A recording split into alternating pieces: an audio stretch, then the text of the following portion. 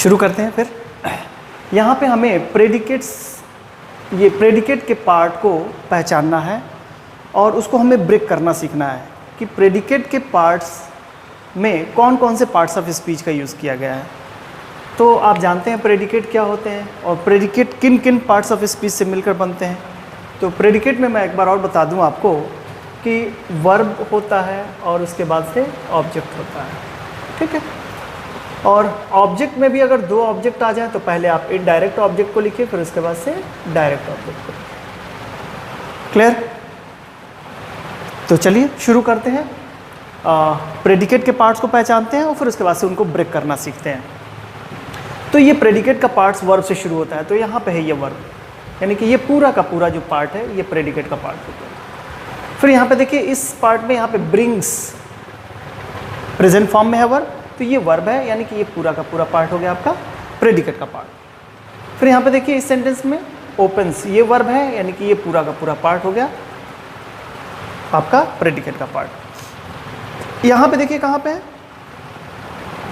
ये रहा, नहीं ये ड्राइव्स, ये वर्ब। इस सेंटेंस में देखें यू लव फ्लाइंग काइट्स। अब यहाँ पे दिक्कत हो रही है, यहाँ पे भी वर्ब है, यहाँ पे भी वर्ब है, लेकिन मेन वर्ब ये है आपका यू लव, ये वर्ब है, यानी कि प्रेडिकेट वाला पार्ट होगा। इस सेंटेंस में पहचानिए ये है लाइक्स, ठीक, ये वर्ब है, यानी कि ये पूरा का पूरा पार्ट ये हो गया प्रेडिकेट का। यहाँ पे देखिए शाहजहां वॉज अ किंग, ये वर्ब है यहाँ पे, ठीक है, टू बी वर्ब, ये प्रेडिकेट का पार्ट है। यहाँ पे देखिए ये है वर्ब आपका राइट्स, प्रेडिकेट का पार्ट हो गया। इसमें देखें ये लाइक, ये वर्ब है, ये पूरा का पूरा प्रेडिकेट। उसी तरीके से यहाँ पे लव्ड पास्ट फॉर्म में है, ये पूरा का पूरा। अब इसमें देखेंगे हम कौन कौन सा पार्ट है, ये लास्ट में कौन कौन से पार्ट्स ऑफ स्पीच का यूज़ किया गया। यहाँ पे देखिए डिसाइडेड, ये वर्ब है, ये पूरा का पूरा। फिर यहाँ पे ये मेन वर्ब है और यहाँ से लेकर यहाँ तक ये पूरा प्रेडिकेट का पार्ट हो गया। तो हमने प्रेडिकेट के पार्ट को अंडरलाइन कर दिया। अब उसमें प्रेडिकेट के पार्ट्स में किन किन पार्ट्स ऑफ स्पीच का यूज़ किया गया, अब उसको हमें ब्रेक करना है। तो ये वर्ब का पार्ट हो गया, ही रीड्स। अब यहाँ से क्वेश्चन करेंगे, मैंने आपको बताया था ऑब्जेक्ट आपको पाने के लिए आपको वर्ब से क्वेश्चन करना पड़ता है, व्हाट का या हुम का। हुम इसलिए कि ये ऑब्जेक्टिव केस है, अगर यही सब्जेक्ट रहता तो व्हाट या हु से क्वेश्चन करते। तो ही रीड्स मैगजीन है, तो मैगजीन एक लिविंग थिंग्स है, नॉन लिविंग थिंग्स है, तो यहाँ पे आपको करना क्या पड़ेगा, व्हाट से क्वेश्चन करना पड़ेगा, ही रीड्स व्हाट, तो ये ऑब्जेक्ट हो गया, ये वर्ब का पार्ट हो गया और ये ऑब्जेक्ट का पार्ट हो गया, ये ऑब्जेक्ट हो गया। और ऑब्जेक्ट में भी अब देखेंगे यहाँ पे नाउन है और यहाँ पे ये आर्टिकल है, ये डिटर्मिनर है। तो जैसे आपने सब्जेक्ट को अरेंज किया था वैसे ही ऑब्जेक्ट को भी अरेंज करेंगे, ठीक है, डिटर्मिनर, क्वालिफायर, हेडवर्ड, इस तरीके से इसको भी अरेंज करेंगे। माला ब्रिंग्स ग्लव, अ ग्लव, ठीक है, ये वर्ब हो गया और ये माला ब्रिंग्स व्हाट, अ ग्लव, तो ये आपका ऑब्जेक्ट हो गया। फिर देखें Rakesh opens the door, Rakesh opens, Rakesh खोलता है, ओपन्स खोलता है, क्या खोलता है, डोर, तो ये हो गया आपका ऑब्जेक्ट। इसमें ये हो गया नाउन, ये हो गया आपका डिटर्मिनर, ऑब्जेक्ट का दोनों पार्ट। अब डोर पहले द बाद में नहीं कर सकते थे आप, उसको भी सीक्वेंस में ही करना पड़ेगा। Your brother drives what, a car, object हो गया। You love what, flying kites, ध्यान रखिएगा, तो फ्लाइंग काइट्स ये आपका हो गया ऑब्जेक्ट। इसमें ये जो फ्लाइंग है वो है जीरंड का पार्ट, जीरंड, ठीक है। जब दो वर्ब एक साथ आ जाते हैं सेंटेंस में तो दूसरे वर्ब को हम इन्फिनेटिव या जीरंड में चेंज कर देते हैं। अब ये सवाल ये पैदा होता है कैसे हम पहचानेंगे कि इस वर्ब के बाद से इन्फिनेटिव लिखना है कि जीरंड लिखना है, ये आपको अगले हम लोग जब वर्ब पढ़ेंगे तो उसमें ये डिस्कस करेंगे। हमें सिर्फ यहाँ पे ब्रेक करना सीखना है, बहुत इंटरेस्टिंग है वो चीज़। हालांकि बहुत सारे कॉम्पिटिटर्स जो है उसको रटते हैं कि इन वर्ब के बाद से आपको जिरंड का यूज़ करना है, इन वर्ब के बाद से इन्फिनेटिव का यूज़ करना है, लेकिन एग्जैक्टली उसमें रटना कुछ नहीं है, वो सब सारे कॉन्सेप्ट पे बेस्ड है। कोई चीज़ ऐसी नहीं है जो इंग्लिश में रटने वाली हो, हर एक चीज़ बिल्कुल कॉन्सेप्ट पे है, और सारी चीज़ अगर कॉन्सेप्ट क्लियर है तो फिर आपको दिक्कत नहीं होगी। दिक्कत उन्हीं बच्चों को होती है जो रट के पढ़ाई करते हैं, तो रटना नहीं है, यहाँ पे आपको सीखना है। He likes what does he like? यहाँ पे टू प्ले चेस, चेस खेलना उसे पसंद है। तो यहाँ पे देखेंगे ये हो गया पूरा का पूरा आपका ऑब्जेक्ट, जिसमें ये हो गया आपका इन्फिनेटिव टू प्ले। ठीक है। शाहजहां वॉज अ किंग, तो यहाँ पे अ किंग क्या है, इसको ऑब्जेक्ट बोलें या इसको कॉम्प्लीमेंट बोलें? गुड, ऑब्जेक्ट नहीं, कॉम्प्लीमेंट इसको बोलिए, कॉम्प्लीमेंट। मैंने बताया था टू बी वर्ब के बाद से जो भी वर्ड आते हैं वो कॉम्प्लीमेंट के रूप में यूज़ किए जाते हैं। वो नाउन हो सकता है, वो एडजेक्टिव हो सकता है, वर्ड वर्ब हो सकता है, फ्रेजेस के रूप में भी हो सकते हैं, noun phrase, adjective phrase, adverbial phrase हो सकते हैं। तो इन चीज़ों को ध्यान रखिएगा, ऑब्जेक्ट मत कहिएगा। क्यों नहीं कहिएगा? वो जब आप वॉइस पढ़ेंगे तो वो चीज़ें उसमें क्लियर होंगी। My father writes me a letter, अब देखिए यहाँ पे दो ऑब्जेक्ट हैं, मी अ लेटर, एक इनडायरेक्ट ऑब्जेक्ट यहाँ पे यूज़ किया गया है और फिर डायरेक्ट ऑब्जेक्ट। ये सीक्वेंस है, आपको ऐसे ही रखना पड़ेगा, indirect object, direct object. I like what, playing, playing what, football, playing football. तो ये जीरंड को हमने बना दिया ऑब्जेक्ट, यहाँ पे gerund. She loved reading the newspaper, यहाँ पे ये ऑब्जेक्ट हो गया, रीडिंग द न्यूज़पेपर, जिसमें रीडिंग आपका जीरंड हो गया। ही डिसाइडेड टू स्कोल्ड, देखिए इस वर्ब के बाद से आपने इन्फिनेटिव का यूज़ किया, लेकिन यही इस वर्ब के बाद से आपने जीरंड का यूज़ किया। तो इस चीज़ को ध्यान रखिएगा। Decided, what did he decide? He decided, क्या डिसाइड किया? To scold the servant, servant को स्कोल्ड करने के लिए उसने डिसाइड किया कि आज उसको डांटना है, फटकारना है उसे, कोई गलती किया होगा। तो he decided to scold the servant, to scold, infinitive को इन्होंने ऑब्जेक्ट बना दिया। Scold whom? The servant. ठीक। The boys made me the captain, again यहाँ पे दो ऑब्जेक्ट हैं, एक है इनडायरेक्ट ऑब्जेक्ट और एक है डायरेक्ट ऑब्जेक्ट। आप इसको ऐसे मत लिखिएगा, the boys made the captain me, ठीक है ना, गलत हो जाएगा। ठीक, तो मैंने आपको बताया था कि अगर इनडायरेक्ट ऑब्जेक्ट को बाद में ले जाना है और डायरेक्ट ऑब्जेक्ट को पहले लाना है तो उसके लिए क्या प्रक्रिया आप अपनाते हैं।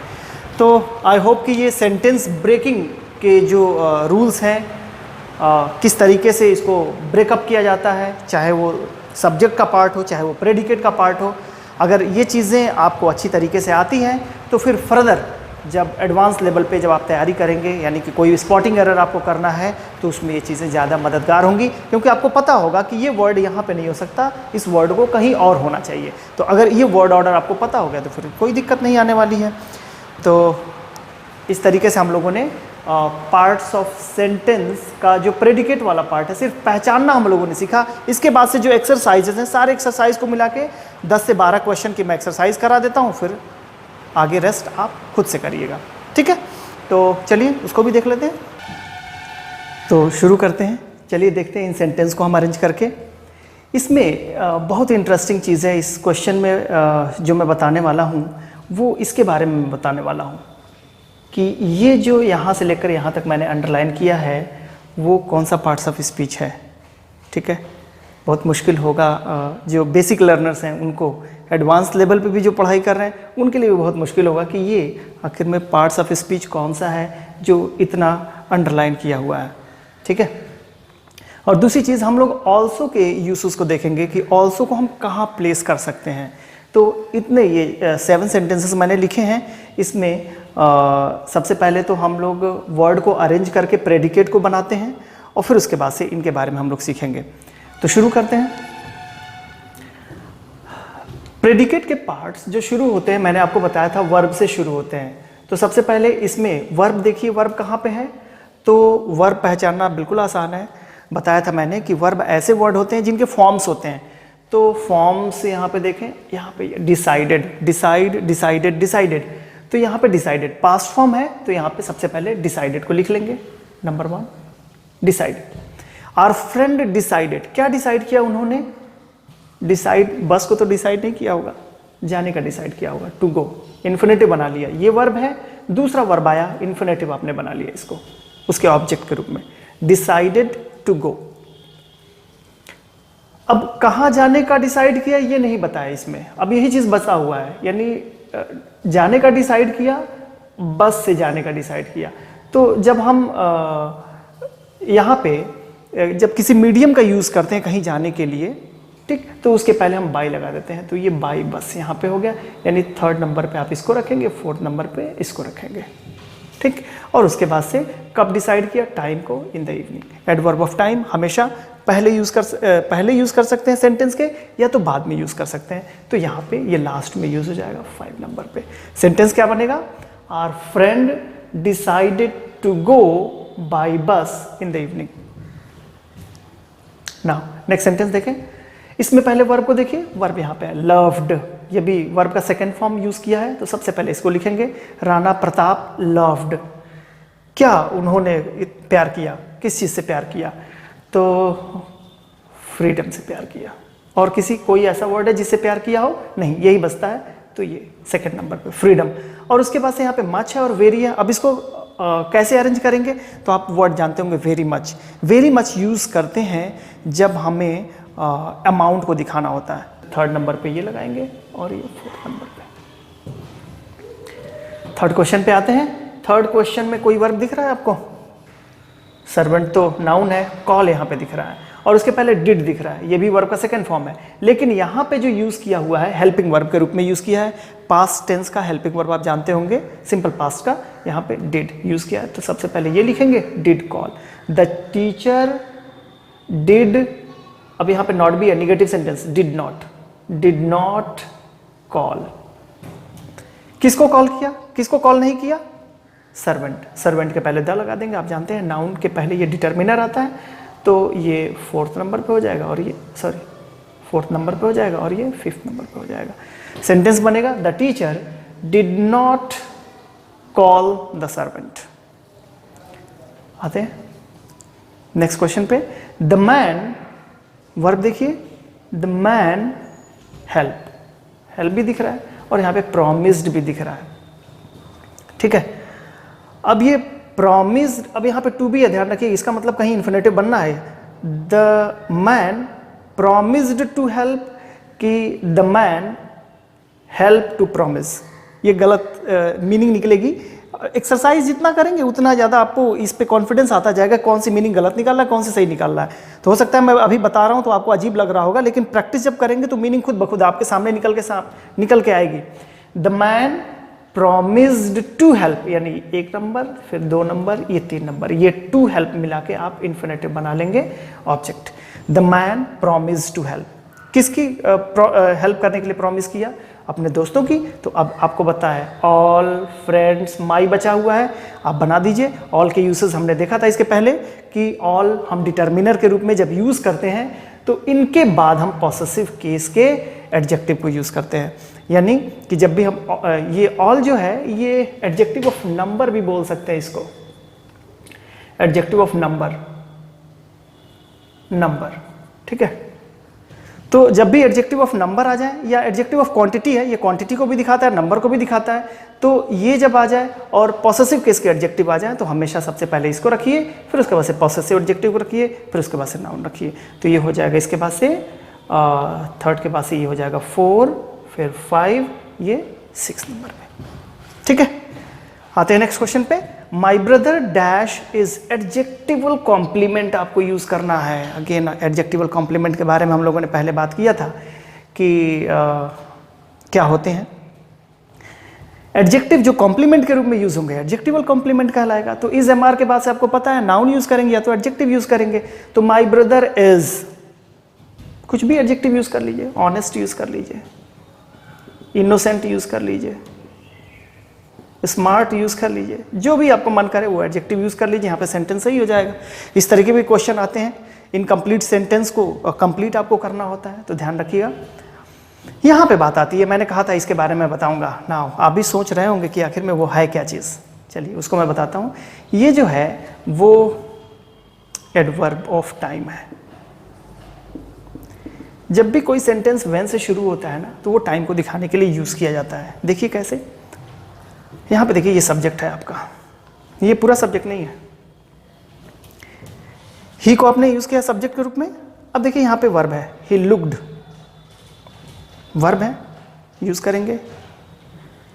एडजेक्टिव कॉम्प्लीमेंट आपको यूज़ करना है, ही लुक्ड कुछ भी यूज़ कर सकते हैं,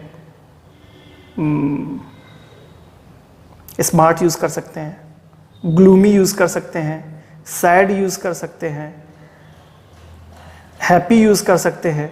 एडजेक्टिव कॉम्प्लीमेंट में कुछ भी यूज़ कर सकते हैं। अगर जैसे मान लीजिए कि मैंने यूज़ किया ही लुक्ड हैप्पी, मतलब वह खुश दिखा। कब खुश दिखा ये टाइम को बता रहा है, when he return from college, जब वो कॉलेज से रिटर्न हुआ उस समय बहुत ही खुश दिखा।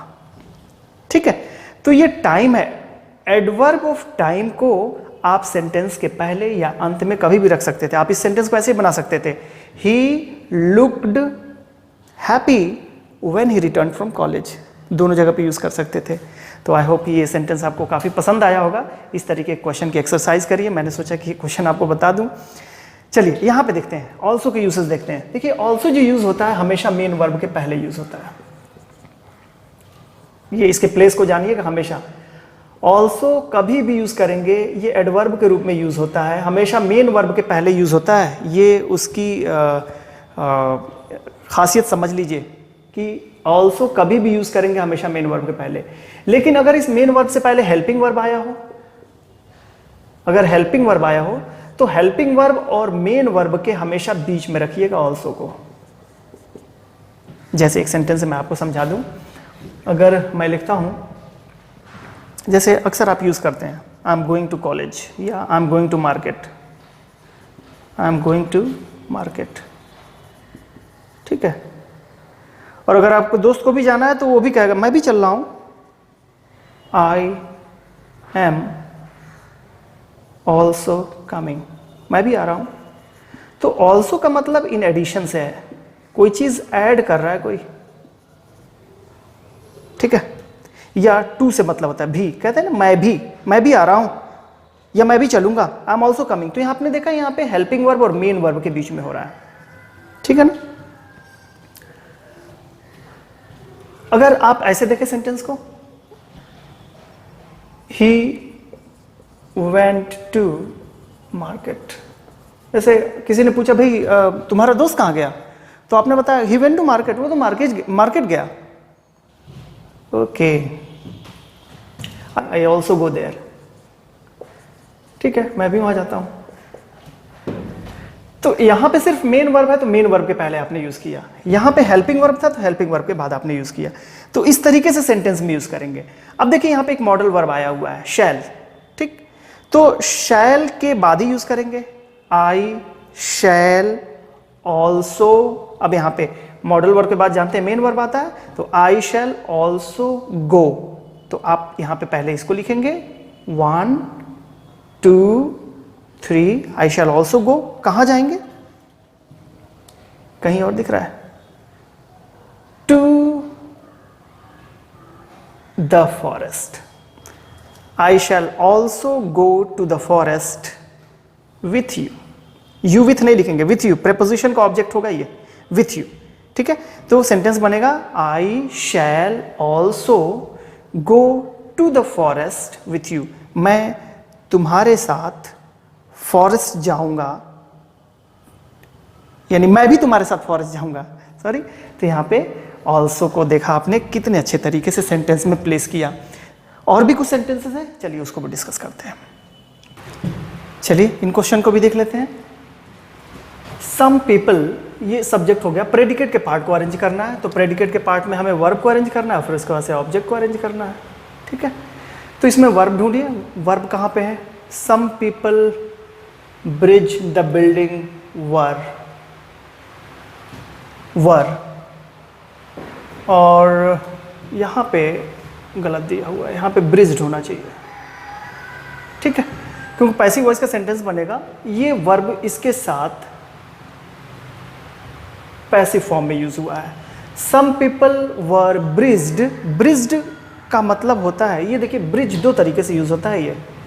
एक तो ब्रिज आप जानते हैं कि एक स्ट्रक्चर होता है जो ओवर द रोड या आप देखते होंगे रेलवे ट्रैक के ऊपर से बनाया जाता है एक पार से दूसरी पार गुजरने के लिए। तो एक तो ब्रिज नाउन के रूप में यूज़ हो गया, ठीक है, an structure that is build over the road और रेलवेज, तो इसको ब्रिज के रूप में यूज़ कर सकते हैं। वर्ब के रूप में भी यूज़ कर सकते हैं।